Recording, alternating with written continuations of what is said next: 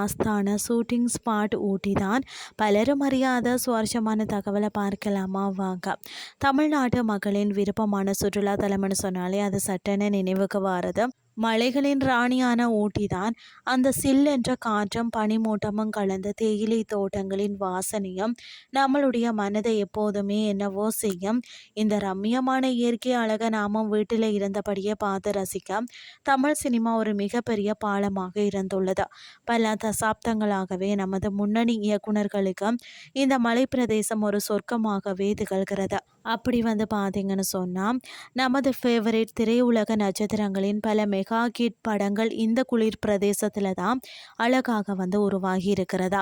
பழம்பெரும் நடிகர் சிவாஜி கணேசன் நடிப்பில் புகழ்பெற்ற இயக்குனர் ஸ்ரீதர் கொடுத்த மாபெரும் ஹிட்டான ஊட்டி வரை உறவு படத்தில் தான் இந்த மலையின் பசுமை அழகு முழுமையாக கேமராவில் சிறைப்பிடிக்கப்பட்டிருக்குமா.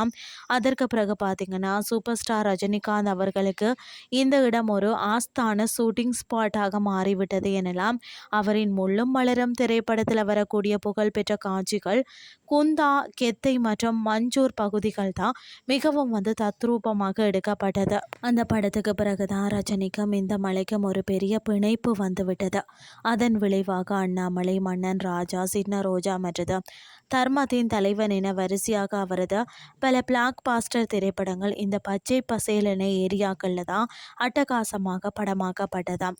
அது மட்டும் இல்லாமல் பிரம்மாண்ட இயக்குனர் பாலமகேந்திரா காட்டிய நீலகிரியின் அழகை நாம் எப்போதுமே மறக்க முடியாது.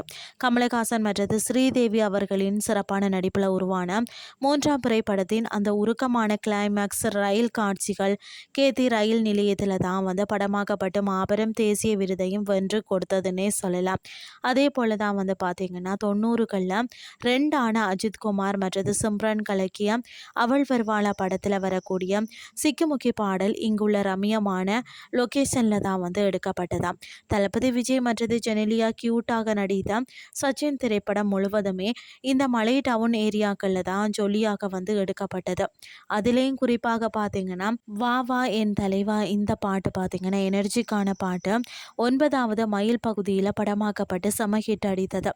நீலகிரி மாவட்டம் வரும் விடுமுறை நாட்களுக்கு சென்று வரக்கூடிய டூரிஸ்ட் ஸ்பாட்டு மட்டுமில்லைங்க, அது தமிழ் திரையுலகத்தின் ஒரு திறந்த வெளி பிரம்மாண்ட ஸ்டூடியோன்னு சொல்லலாம். நாம் சிறு வயது முதல் திரையில் பார்த்து ரசித்த பல ரொமான்டிக் காட்சிகளும் மாசான அதிரடி காட்சிகளும் இந்த தேயிலை தோட்டங்களுக்கு நடுவில் தான் பிரம்மாண்டமாக உயிர் பெற்றதாம். நீங்கள் உங்களுடைய குடும்பம் அல்லது நண்பர்களுடன் இங்கே ட்ரிப் செல்லும் போது இந்த பழமையான சினிமா லொகேஷன்களை தேடி பிடித்து நேரில் பார்த்து அந்த இனிமையான நாஸ்டால்ஜியா ஃபீலிங்கை தாராளமாக என்ஜாய் பண்ணலாம். இன்றைய கிறிஸ்டி உங்களுக்கு பிரயோசனமாக அமைஞ்சிருக்கும்னு சொல்லி நான் நம்புகிறேன். இதே மாதிரி மற்றும் ஒரு கிறிஸ்டின் வேலையாக உங்களை சந்திக்கிறேன். நன்றி.